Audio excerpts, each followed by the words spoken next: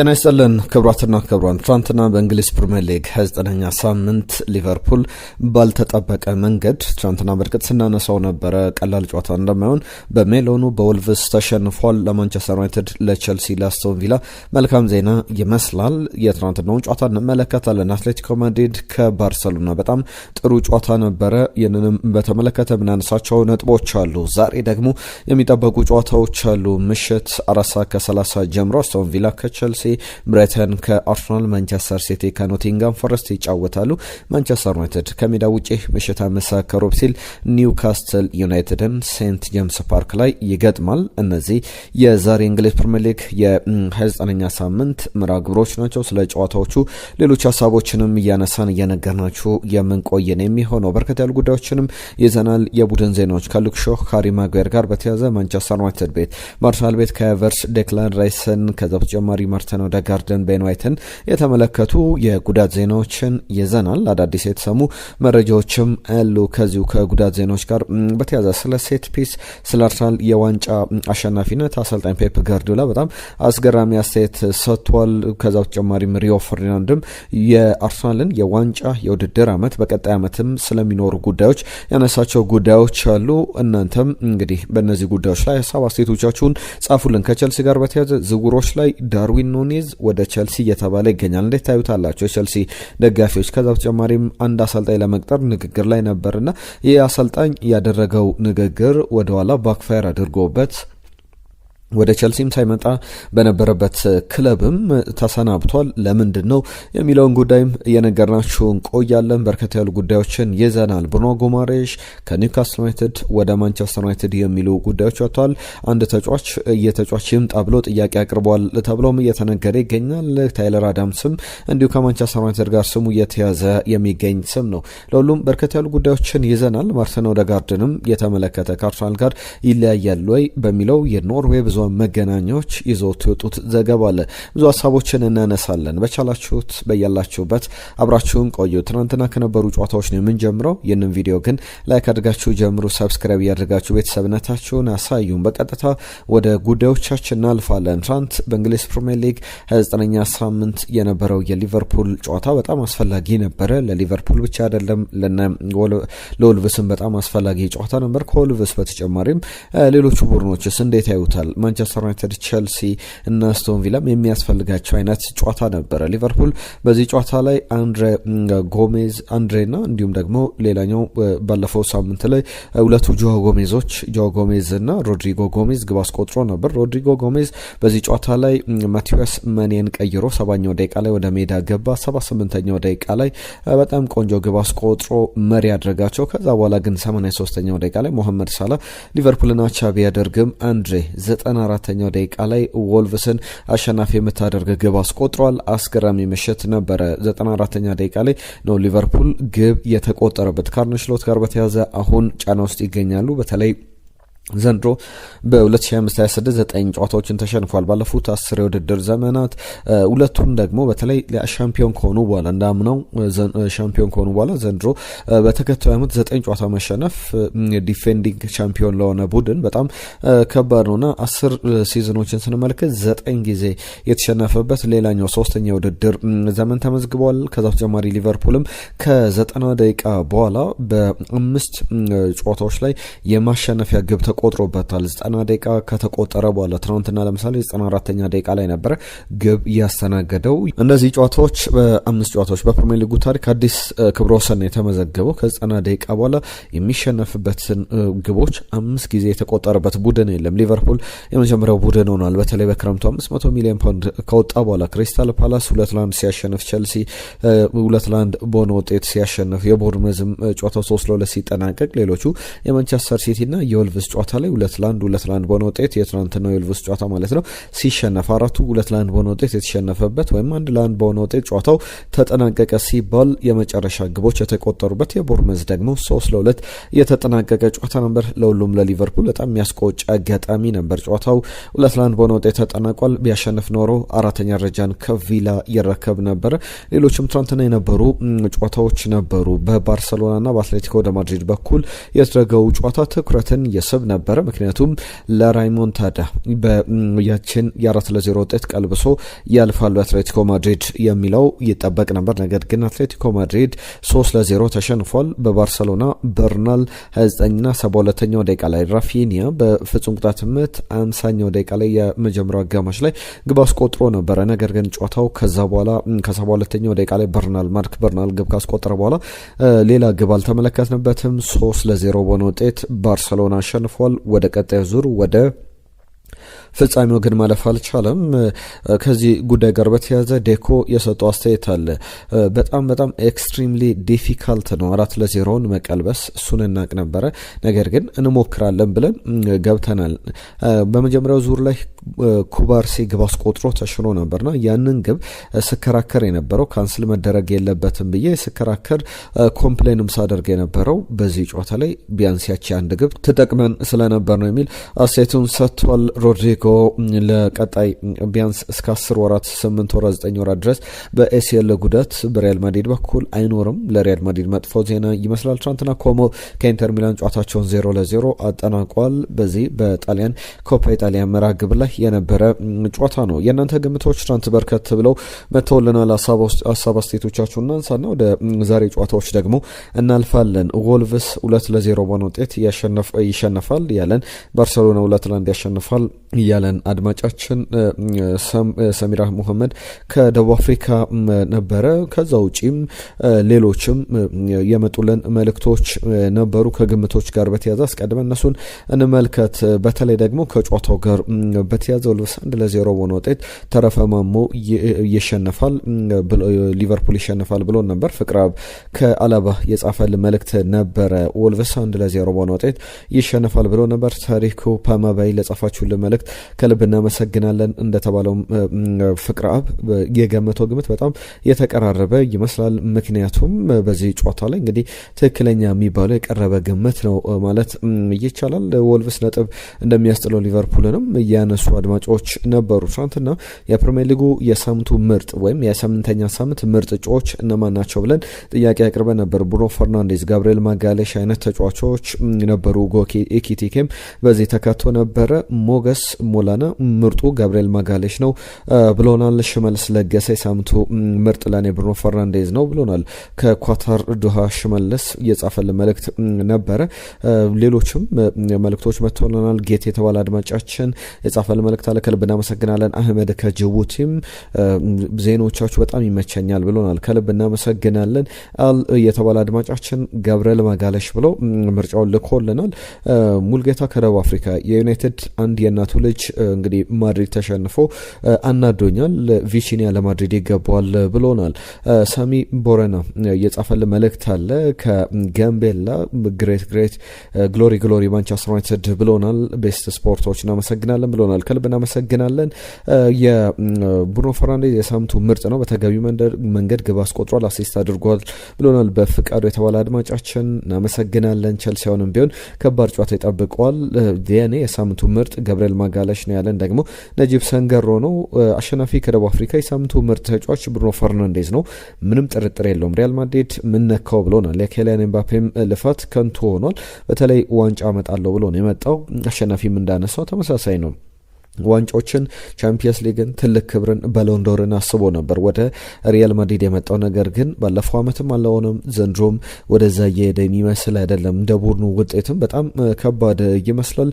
ማርቲኔዝን በተመለከተ ወደ ሜዳ መመለሱ በጣም ደስ ብሎኛል ብሏል። በዛሬው ጨዋታ ላይ በተመለከተ ይሰለፋል አይሰለፍም የምናነሳው ነጥብ አለ። ሊሳንድሮ ማርቲኔዝን በተመለከተ ሁላችሁም ስለጻፋችሁልን መልእክት ከልብ እናመሰግናለን። ዛሬስ ግምቶቻችሁ ላኩልን። ቸልሲ ካስቶን ቪላ የሚደረገው ጨዋታ ቪላ ፓርክ ላይ ይደረጋል። አርሰናል ከብራይተን በአሜክስ ስቴዲየም የሚደረግ ጨዋታ ነው። ስለ ስንት ይጠናቀቃል? ማንቸስተር ሲቲ ከኖቲንጋም ፎረስት 4:30 ላይ የሚደረግ ጨዋታ ነው። ስለ ስንት ይጠናቀቃል? የኒውካስል ዩናይትድ ከማንቸስተር ዩናይትድንም ጨዋታ 5:15 ሲል ይጀምራል። ግምቶቻችሁ ላኩልን። ለአብሮነታችሁ ለምትሰጡን ሀሳቦች በሙሉ ከልብ እናመሰግናለን። ይህን ቪዲዮ ላይ ካድርጋችሁ አብራችሁ እንዳላችሁ ተስፋ እናደርጋለን። በቀጥታ ወደ ዛሬ ጨዋታዎች እንለፍና ዛሬ አስቶን ቪላ ከቸልሲ ይጫወታል። ይጫወታሉ። አስገራሚ መረጃዎችም ያሉበት አይነት ጨዋታ ነው። አስቶን ቪላ ከቼልሲ ምን አይነት ጨዋታ ይጠበቃል የሚለውን አንዳንድ ነጥቦችን እናንሳ። በተለይ ደግሞ ከአስቶን ቪላ ጋር በተያዘ በኦፕታ ሱፐር ኮምፒውተሮች ግምት 44.4% ጨዋታውን የማሸነፍ ቅድሚያ ግምት አግኝቷል። የእናንተ ግምት ጨዋታው ስለስንት ይጠናቀቃል? ጻፉልን። ከቪላ ጋር በተያዘ ቼልሲን በውድድር አመቱ እንግዲህ የዘንድሮ የውድድር ዘመን ላይ የመጀመሪያውን ጨዋታ በስታንፈርድ ብሪጅ ቼልሲን ማሸነፉ ይታወቃል የኡናይ ኤምሬ ቡድን። ነገር ግን በደርሶ መልስ አስቶን ቪላ ሁለት ጊዜ ሲያሸንፍ በቅርብ ዓመታት ላይ አልተመለከትንም። በመጀመሪያው ጨዋታ ላይ ኦሌ ዋትኪንስ 2 ግቦችን አስቆጥሮ ጆዋ ፔድሮ ደግሞ ለዚህ ለቼልሲ ያስቆጥራት ግብ በጣም አስፈላጊ ነበረች። ነገር ግን ጨዋታው ላይ ውጤት አልባ ቼልሲ ነበረ ወይም 3 ነጥብ ይዞ አልወጣምና ኦሌ ዋትኪንስ 2 ግቦችን ያስቆጠረበት ጨዋታ ነበር። በቅርብ ጨዋታዎች ላይ አስቶን ቪላ 3ቱን አሸንፏል፣ ቼልሲን አንዱ ባቻ ውጤት። ቼልሲ ደግሞ አንድ ጨዋታ ብቻ ነው ያሸነፈው። የቼልሲም ድል 2024 ላይ 3-0 በሆነ ውጤት ኒኮላስ ጃክሰን እንዲሁም ደግሞ ኤንዞ ፈርናንዴዝ ና ኮል ፓልመር ባስቆጥሯቸው 3 ግቦች 3-0 በሆነ ውጤት ያሸነፈበት ውጤት ጨዋታ የሚታወስ ነውና የኡናይ ኤምሪ ቡድን ባለፈው በሊጉ ግርጌ 20ኛ ደረጃ ላይ ባለው በወልቭስ ነበር የተሸነፈው።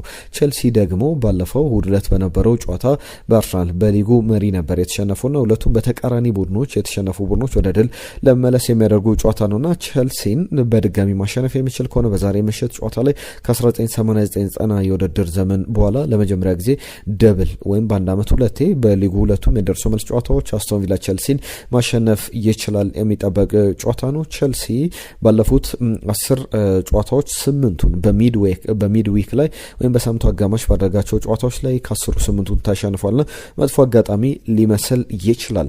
ስለ ስንት ይጠናቀቃል? ሀሳብ አስተያየቶቻችሁን ጻፉ። ለሌላኛው ብራይተን ከአርሰናል የሚያደርጉት ጨዋታ ነው። ስለ ጨዋታው ብዙ ሀሳቦች ይነሳሉ። በኦፕታ ሱፐር ኮምፒውተሮች ግምት አርሰናል 56% የማሸነፍ ቅድሚያ ግምት አግኝቷል። ብራይተን 22% የማሸነፍ ቅድሚያ ግምት አግኝቷል። አርሰናል ባለፉት 6 ከሜዳ ውጪ ባደረጋቸው ጨዋታዎች ላይ በተለይ 2026 ከገባ በኋላ 14 ግቦችን አስቆጥሯል። ያ ማለት በፐር ጌም 2.3 ግቦችን ያስቆጥራል፣ 2.3 ግቦችን ያስቆጥራልና በዚህም ጨዋታ ላይ እንደዚህ አይነት የግብ መጠኖች የሚጠበቁበት አይነት ጨዋታ ነው። ከዛ ውጪ ግን በፕሪሚየር ሊግ ብራይተን ከአርሰናል ባደረጉት የቅርብ ጊዜ ጨዋታዎች ከ9ኙ 2ቱን ብቻ ነው ብራይተን በሜዳው ማሸነፍ የቻሉና ለአርሰናል ጥሩ ነገሮች አሉት። ቁጥሮችንም እንመልከት። ሌሎች ዝርዝር በተለያዩ ኦኬዥኖች ላይ ስለ ሁለቱ ቡድኖች ግንኙነት ለምሳሌ አርሰናል ዘንድሮ በ20 የተለያዩ አጋጣሚዎች በሊጉ ላይ 1-0 መምራት ችሏል። በእነዚህ 1-0 አጋጣሚዎች ላይ በመራባቸው አጋጣሚዎች ላይ ደግሞ 13ቱ በሴት ፒስ የተቆጠሩ ናቸው። ሴት ፒስ ፔናልቲን ጨምሮ ማለት ነው። በፍጹም ቅጣት ምትም ባስቆጥራቸው ግቦች ከዛ በተጨማሪም በቆመ ኳስ ከማዕዘን ምት ከቅጣት ምት ባስቆጥራቸው ግቦች 1-0 የመራባቸው አጋጣሚዎች አሉ። በሊጉ ላይ እንደዚህ አይነት የቆም ኳስ አጠቃቀሞችን በተመለከተ ብዙ ይባላሉ። ፋቢያን አርዘለር ስለ አርሰናል ብዙ ሲወቅሱ ነበር በነበራቸው ጋዜጣዊ መግለጫ ላይ። በተለይ ደግሞ በዚህ ሂደት ላይ ከአርሰናል ጋር በተያዘ ብዙ ነገሮችን ማንሳት ይቻላል። ነገር ግን ጨዋታው በተለይ አርሰናል እየመራ ከሆነ ሴት ፒሶችን ለመጠቀም የሚወስድባቸው ጊዜ በጣም የሚያስገርም ነው ብለው ያነሳሉ። ስለ አርሰናል ብዙ ትችቶች ይነሳሉ። እነ ሪዮ ፈርዲናንድ ሌሎችም ያነሷቸው ጉዳዮች አሉ። አጠር አድርገን እንመልከት። ፋቢያን አርዘለርም ትናንትና ያነሱት ጉዳይ አለ። አሰልጣኝ ፔፕ ጋርዲዮላ በተለይ ከዚህ ከሴት ፒስ አጠቃቀም ጋር በተያዘ እንዴት ነው በሚል ብዙ ሀሳቦች እየተነሱ ብዙ ሀሳቦችም ይንሸራሸራሉ። ሴት ፒስ አጠቃቀምን በተመለከተ የሊጉ ብዙ ትኩረት የሚሰጠው ሆኗልና ለምሳሌ በቅርብ ጊዜያት ላይ ከተመለከትናቸው ሀሳቦች መካከል ሴት ፒስ ላይ ትኩረት ማድረግ ግዴታ ሆኖብናል ሲሉ አርነ ስሎት ሲናገሩ ነበርና አንድ የጨዋታው አካል ነው ይላል አሰልጣኝ ፔፕ ጋርዲዮላና ኮምፕሌን ማድረግ ወይም ደግሞ አዶፕት ማድረግ ነው ወይም መላመድ ነው ከጨዋታው ጋር በሚል ሀሳቡን ያነሳል። የጨዋታው አካል እኮ ነው፣ ከጨዋታው ውጪ ልናደርገው የምችለው አይደለም በሚል በዝርዝር ያስቀመጣቸው ጉዳዮች አሉ። ከዛም ውጪ ግን አሰልጣኝ ፔፕ ጋርዲዮላም በተመለከተ ዝርዝር ነጥቦችን ያነሳል። ከሴት ፒስ ጋር በተያዘ በቀጣይ ምን መሆን አለበት በሚለው ጉዳይ ላይ ለምሳሌ አርሰናል ዘወረስት ቲም ነው ሊጉን በማሸነፍ ተብሎ ለሚቀመጠው ጉዳይ ምላሽ ይሰጣል። በዚህ አልስማማም። በእርግጥ ፖል ስኮልስ ማንቸስተር ሲቲ አርሰናልም ሊጉን ቢያሸንፉ ወረስት የሚባሉ የሊጉ መጥፎ ቡድኖች ናቸው ብለው የቀድሞ ማንቸስተር ዩናይትድ ተጫዋች ያነሳል። ነገር ግን በሊጉ ላይ መጥፎ የሚባሉ ቡድን ተብለው ቢቀመጡም ለምሳሌ ማንቸስተር ዩናይትድ ከዚህ በፊት 75 ነጥቦችን ሰብስቦ ሊጉን ሻምፒዮን ሆኖ ያውቃልና እንደዚህ አይነት አጋጣሚዎች አሉ። በእርግጠኝነት መናገር የሚችለው የአርሰናል አሰልጣኝ፣ የአርሰናል ተጫዋቾች፣ ደጋፊዎች በሙሉ በእንደዚህ አይነት መንገድ በማሸነፋቸው ደስተኛ ናቸው። ይቅርና አታሸንፉ ብትባሉ ትመርጣላችሁ ወይ ብሎ ይጠይቃል። እስቲ ምላሻችሁ እንዴት ነው? አርሰናል ሴት ፒስ ሳያስቆጥር ወይም ደግሞ እስካሁን በሴት ፒስ የሰበሰባቸው ነጥቦች ይቀነሱ ቢባል የምትመርጡት ነው ወይ? የአርሰናል ደጋፊዎች በተለይ እስቲ ምላሻችሁን ስጡን። ፔፕ ጋርዲዮላ ያንን ተመሳሳይ ጥያቄ ያነሳል። በኦፕን ፕሌይ አርሰናል 56 ወይም ወደ 58.6 ግቦችን ከኦፕን ፕሌይ ያስቆጥራል። ማንቸስተር ሲቲ በሊጉ ላይ በሴት ፒስ ደካማ ቡድን ነው። በማስቆጠር ረገድ 84.2% የሴት ፒስ ኳሶችን ያስቆጥራልና አሁን በዛ መንገድ ላይ እየተጓዘን እንገኛለን። እግር ኳስን ስጀምር ማሰልጠን ስጀምር ለሴት ፒስ እንደዚህ አይነት ትኩረት ሰጥቼ አላቅም። አሁን ግን የግድ በዛ መንገድ ትኩረት ማድረግ መስጠት አለብኝና በጣም አስቸጋሪ ነው። በጣም ቀውስ ነው የሚፈጠረው። በፍጹም ቅጣት ምት ክልል ውጪ ክልል ውስጥም ያሉ እንቅስቃሴዎች በኒር ፖስት ፋር ፖስት ላይ ሰከንድ ቦሎችን ይጠቀማሉ ቡድኖችና መቆጣጠር በጣም ከባድ ነው። ያንን ከዚህ ከጨዋታ ውጪ ልናደርገው አንችልም። እኔም ማስቆጠር እፈልጋለሁ ይላል። ለምሳሌ በጁርጎራ ግቦችን ለማስቆጠር ተዘጋጅቼ አላቅም። ነገር ግን ከማዕዘን ምቶች ግቦችን ሳስቆጠር ከቅጣት ምት ግቦች ሲቆጠሩ በጣም ደስተኛ ነኝ ይላል አሰልጣኝ ፔፕ ጋርዲዮላ። ለምሳሌ ቆንጆ በሆነ መንገድ ጨዋታዎችን ለማሸነፍ እኔ ተዘጋጅቼ አላቅም በጭራሽ ነው የሚለው። ይህ ቢዝነስ ነው። ይህም ቢዝነስ ደግሞ ለማሸነፍ ግቦችን ማስቆጠር ይኖርባል።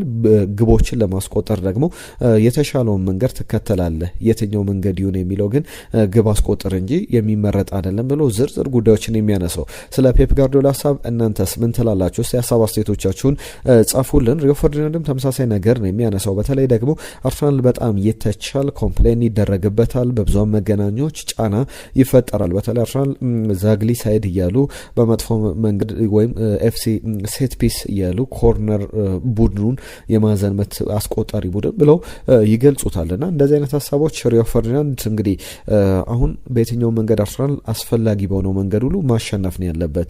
አርሰናል ይህንን ዋንጫ ካሸነፈ በቀጣዮቹ ዓመታት ላይ ደግሞ ማንም የሚፎካከረው በጣም ቢስት ነው የሚሆነው። በጣም ትልቅ ቡድን፣ በጣም የሚፈራ አይነት ቡድን ነው አሁን። ከዛ በኋላ ደግሞ ሊጉን ካሸነፈ በጣም የሚገርም ጉዞ ይኖረዋል ይላል። በእርግጥ እስከ ሰሞኑ ቪየራም ያንን ሀሳብ ሲያነሳ ነበር። ዘንድሮ ፕሪሚየር ሊጉን አርሰናል ካሸነፈ በቀጣይ 2-3 ዓመታት በተደጋጋሚ ሊጉን ያሸንፋል ብሎ ያንን ደረጃ ያስቀምጣልና ሪዮ ፈርዲናንድም ይህንን ሀሳብ ይጋራል። ለአርሰናል ሪስፔክት ክብር ያስፈልጋል። የሚያሸንፉበት መንገድ የፈጠሩት የበላይነት በጣም የሚያስገርም ነውና የትኛውን ቡድን በጣም ፍርሃት ያለበት ቡድን ሆኖ እየተመለከት ነው እንገኛለን። በእርግጥ ከትችቶቹ ውጪ አርሰናል ዘንድሮ ሊግ ጨዋታ ማድረግ ከጀመረ ጀምሮ 199 ቀናት ተቆጥረዋል። ከኦገስት 17 ጀምሮ ወደዚህ ያሉ ቀናትን ብንቆጥርና 44 ጨዋታዎችን አድርጎ 3 ጨዋታዎችን ብቻ ነው የተሸነፈው። በጣም የሚያስገርም ጉዞ ላይ ይገኛል። ሁሉም አርሰናል ከብራይተን የሚያደርጉ ጨዋታ ይጠበቃል። ቀደም ለቼልሲ በሚድ ዊክ ላይ በሚያደርጋቸው ጨዋታዎች ላይ አብዛኞቹን ይሸነፋል ስል ነበር። አርሰናል ባለፉት ወደ 19-20 ጨዋታዎች ላይ በሚድ ዊክ ጨዋታዎችን አድርጎ አልተሸነፈምና ለአርሰናል በጣም መልካም የሚባል አይነት ዜና እየተመለከትን እንገኛለን። ጥሩ ጨዋታ ይሆናል ተብሎ ይገመታል። ግምቶቻችሁን ላኩልን። ማንቸስተር ዩናይትድ ከኒውካስል ዩናይትድ ሌላኛው ተጠባቂ ጨዋታ ነው።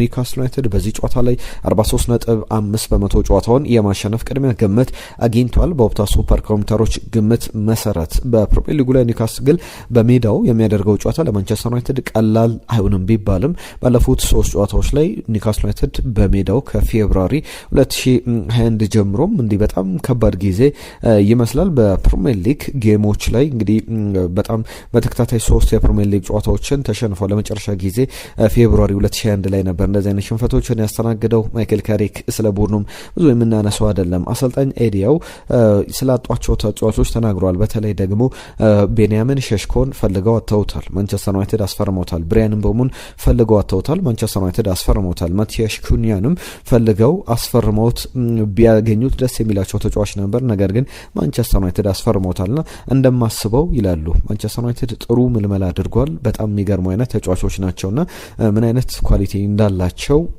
በእኛም ሙከራችን ላይ በክረምትም ተመልክተን ነበረ የሚል አስተያየታቸውን ኤዲያው ሰጥቷል። ማንቸስተር ዩናይትድ ጨዋታውን ስለስት ሊያጠናቀቅ ይችላል። ሊሳንድሮ ማርቲኔዝ ወደ ሜዳ ተመልሷል። ትናንትና የወጡ ሪፖርቶች ነበሩ። ነገር ግን በዛሬው ጨዋታ ላይ የመሰለፍ ነገሩ በጣም አጠራጣሪ ነው የሚሉ ዘገባዎችን ተመልክተናል። ከዛ ውጪ በቡድን ዜናዎች ላይም የሚነሱ ሀሳቦች አሉ። ከዩናይትድ ጋር በተያዘ በተለይ ሃሪ ማጓየር እንዲሁም ደግሞ ሉክ ሾውን በተመለከተ ጉዳት አይደለም፣ ነገር ግን በጣም በጥሩ ጤንነት ላይ አይገኙም። ስለዚህ ሪስክ ላለመውሰድ በዩናይትድ በኩል እነዚህ ተጫዋቾች ዛሬ ዩናይትድ አሰልጣኝ ማይክል ካሪክም ይሰለፋሉ አይሰለፉም የሚለውን እንወስናለን የሚል አስተያየቱን ሰጥቷል። እነዚህ በጣም በስፋት ከዩናይትድ ጋር በተያዘ የሚነሱ ዝርዝር ጉዳዮች ናቸው። ወደ ሌሎች ሀሳቦቻችን እንለፍ። ዝውውሮችን በተመለከተ የሚነሱ ጉዳዮች አሉ። ቸልሲ ቤት በተለይ አሰልጣኝ ለመቅጠር ንግግር ሲያደርግ እንደነበረ ይታወቃል። ሊያም ሮዜነር ከመምጣታቸው በፊት ከዝውውር ጋር በተያዘ አንድ ሁለት ጉዳዮች እናንሳ። ከቸልሲ ጋር በተያዘ ዳርዊን ኑኔዝን በክረምቱ ይፈልጋል። የቀድሞ ሊቨርፑል ተጫዋች ዳግም ወደ ፕሪሚየር ሊግ ሊመለስ ይችላል። በእርግጥ የጣሊያን ክለቦች ይፈልጉታል። በተለይ ደግሞ እንደኔ ለአትሌቲኮ ማድሪድ የሚሆን አይነት አጥቂ ይመስላልና ወደዛም ሊሄድ የሚችልበት እድል አለ። ካረም ቤንዜማ ወደ አህሊላል ከተመለሰ በኋላ ዳርዊን ኑኔዝ ቦታውን ማግኘት አልቻለም። በአንዳንድ ውድድሮች ላይም እንዲሁ ሊስቱ ከውድድሩ ሲሰረዝም ተመልክተናልና ዳርዊን ኑኔዝን በቸልሲ ቤት ልንመለከተው እንችላለን የሚሉ ዘገባዎችም እየተመለከተን እንገኛለን። ሌላኛው ከቸልሲ ጋር በተያዘ ፊሊፔ ሉዊዝን ብዙዎች ታስታውሱታላችሁ። ፊሊፔ ሉዊዝ የአትሌቲኮ ማድሪድ ሌጀንደሪ የሚባል ተጫዋች በቸልሲ አጭር ጊዜን ቆይታ አድርጓልና በፍላሚንጎ የሚቀርም ቡድንን ገንብቷል። 2005 ላይ ኮፓ ሊበርታዶሬስን ጨምሮ ትልልቅ ዋንጫዎችን አሸንፏል። ምን አደረገ? ፊሊፔ ሉዊዝ ያሰናበተው ክለቡ መንገድ በጣም የሚያስገርም ነው። ከቸልሲ ጋር በውስጥ ተደራደረ። ክለቡ ፍላሚንጎ ውለን እናራዝምልህ እያሉት ነበረ። ነገር ግን እሱ አሁን ከቸልሲ ጋር እየተደራደረ ነበር። ከቸልሲ ጋር ሲደራደር ግን ፍላሚንጎ ያቀረበለትን ጥያቄ ዝም አለ። ለ3 ቀናት ምላሽ የለም። ክለቡንም አላናገረም። በመሃል ግን የቸልሲ ሊያም ሮዜነርን ከመቅጠሩ በፊት የነበረ ድርድር ነው። እሱ የመሰለው ቸልሲን ለመረከብ ነበረ። ነገር ግን ብሉኮች የፈለጉት በቀጥታ ወደ ስትራስቡርግ እንዲሄድና ስትራስቡርግን እንዲያሰለጥን ነበረ። በዚህ መሃል ፊሊፔ ሉዊዝ አልፈልግም አለ። ዳግም ከፍላሚንጎ ጋር መነጋገር ጀመረ።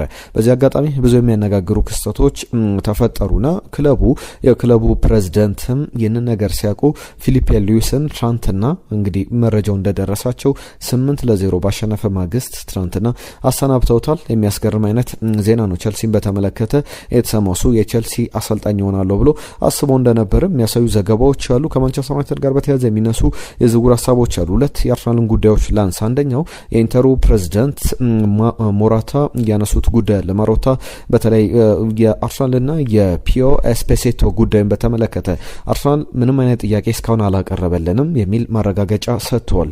ነገር ግን ተጫዋቹን ጥያቄ ቢቀርብልንም የመሸጥ ፍላጎት የለንም። ከዛ ውጪ ግን የኛ ፕራዮሪቲ ለረጅም ጊዜ ማቆየት ነው፣ የኛ እቅድ ነው የረጅም ጊዜ ብለዋል። ወደፊት ምን ሊፈጠር እንደሚችል አላቅም የሚል ክፍተት ፈጠሩ። ከዛ በኋላ ግን ማረጋገጫቸውን ደግሞ ሲቀጥሉ ወደፊት ያልኩት በጣም በቅርብ ሳይሆን በጣም ረጅም ጊዜ በኋላ ምን እንደሚፈጠር አናቅም፣ አሁን ግን የእቅዳችን አካል ነው ብለዋል። ከኖርዌይ አንድ ብዙሃን መገናኛ ይዞት የወጣው ዘገባን በጣም እያነጋገረ ይገኛል። ቪጂ ስፖርትን ይባላል። ከአርሰናል ካፒቴን ማርቲን ኦዴጋርድ ጋር በተያዘ ነው ኮንሲደር እያደረገ ይገኛል በአርሰናል ያለውን ፖዚሽን እንዲሁም ደግሞ ሌሎች አማራጮችም ካሉትና ምናልባት በክረምቱ ሊለቅ ይችላል የሚሉ ዘገባዎችም ወጥቷል። እስቲ ሀሳብ አስተያየቶቻችሁን ጻፉልን። ማርቲን ኦዴጋርድ በአርሰናል ቢቆይ ይሻላል ወይስ ደግሞ ቢለቅና ሌሎች ተጫዋቾች ቢመጡ የሚለውን ሀሳብ እስቲ ያካፍሉን። መልእክቶቻችሁን እንጠብቃለን። ከዩናይትድ ጋር በተያዘ አስገራሚ አይነት ዝውውሮችን ተመልክተናል። አንደኛው በካዜሜሮ ጥቆማ ወደ ማንቸስተር ዩናይትድ ሊመጣ ይችላል የተባለው ተጫዋችን በተመለከተ አዳዲስ ሀሳቦች ተሰምቷል። ይህም ተጫዋች ካዝሜሮ ጥቆማ ይመጣል የተባለው የብራዚል ብሔራዊ ቡድን ተጫዋች አማካኝ ስፍራ ላይ ካዜሜሮንም የሚተካ ሌላ ብራዚላዊ ነው። ብሩኖ ጎማሬዥ በፕሪሚየር ሊጉ ላይ ልምድ ያለው ማንቸስተር ሲቲ አርሰናል ለረጅም ጊዜ ሲያማትሩበት የነበረው ሲቲ በክረምቱም ወደዚህ ዝውውር በተለይ ሮድሪን የሚያጣው ከሆነ የሚፈለግ አይነት ተጫዋች ነውና ኒውካስል ዩናይትድ ደግሞ ተጫዋቹን ውል ለማራዘም ጥረት እያደረገ ይገኛል። እስከ 2028 ድረስ ውል አለው። 2022 ላይ ነው ወደ ሊዮንን ለቆ ወደ ማግቢሶች ወደ ኒውካስል ዩናይትድ ወደ ሴንት ጄምስ ፓርክ የመጣው። ከዛ በኋላ 189 ጨዋታዎችን አድርጎ 31 ግቦችን አስቆጥሯል። 31 ለግብ የሆኑ ኳሶችን አቀብሏል። የብራዚል ብሔራዊ ቡድን ቁልፍ ተጫዋች ነው። 28 ዓመቱ ላይ ይገኛልና አሁን ዝውውሩን የሚያደርግ ከሆነ ትልቅ ተከፋይ እንደሚሆን ይጠበቃል። ታይለር አዳምስንም በተመለከተ ማንቸስተር ዩናይትድ በዚህ የክረምት የዝውውር መስኮት ላይ 3 ያክል ተጫዋቾችን ያስፈርማል ተብሎ ይጠበቃል። ታይለር አዳምስ ደግሞ አንዱ ነው። በፕሪሚየር ሊግ ላይ ልምድ ያለው የቦርመስ ተጫዋች እቅዱ ከዩናይትድ እቅዶች መካከል አንዱ እንደሆነ እየተመለከትን እንገኛልና ብዙ ሀሳቦች የተነሱበት ይገኛል። ከአርሰናል ጋር በተያዘ የኬነን ይልዲዝ ጉዳይ ያለቀለት ይመስል ነበር። አሁን ግን እንደ አስ ዘገባ ከሆነ የስፔኑ ብዙሃን መገናኛ የፕሪሚየር ሊግ ክለቦች 100 ሚሊዮን ዩሮ የሚያቀርቡ ከሆነ ተጫዋቹ ለዝውውር ክፍት ነው የሚሉ ዘገባዎችም ወጥተዋል። ከሊቨርፑል ጋር በተያዘ ሊቨርፑል ተከላካይ ፍለጋ ገበያ ላይ እንዳለ ይታወቃል። ጀረል ኳንሳን በተመለከተ የተጫዋቹን ዝውውር ለማጠናቀቅ ፍላጎት እንዳለው የሚያሳዩ ዘገባዎች ወጥተዋል። በተለይ መልሶ የማስፈረም መብት አለው 2027 ላይ። ነገር ግን አሁን እስከ 60 ሚሊዮን ዩሮ ድረስ ሊከፍልበት ይችላል። እንግዲህ 40 ሚሊዮን ፓውንድ አካባቢ ነበር የሸጠው። አሁን ከአንድ የውድድር ዘመን በኋላ ድጋሚ ትልቅ ገንዘብ ከፍሎ ተጫዋቹን ለማስፈረም ፍላጎት እንዳለው የሚያሳዩ ዘገባዎች መውጣታቸው በጣም የሚያነጋግረው ነው። ተመልክተናል። ለሁሉም ክብሯትና ክብሯን ስፖርታዊ ጉዳዮቻችን እነዚህን ይመስሉ ነበር። በመጨረሻ አንድ ጉዳይ ብቻ ላንሳ። ብሩኖ ፈርናንዴዝ ቅድምም ሳነሳላችሁ ነበረ የሳምንቱ ምርጥ እጩዎች መካከል ለጋብሪኤል ማጋሌሽ ሌሎችም ነበርና ብሩኖ ፈርናንዴዝ የፕሪሚየር ሊጉ ምርጥ የሳምንቱ ምርጥ ተብሎ ተመርጧል። ለአራተኛ ጊዜ የተመረጠበት ነውና የሚገርም አይነት ቁጥሮችን እያስመዘገበ ይገኛል። ለሁሉም የተወደዳችሁ ለአብሮነታችሁ ለሰጣችሁን ጊዜ ከልብ እናመሰግናለን። ቪዲዮቻችንን ላይክ አድርጉ፣ ሰብስክራይብ ያድርጋችሁ፣ ቤተሰብነታችሁን አሳዩን። የዛሬን እዚህ ላይ ያጠናቀቅን። ጤና ይስጥልን።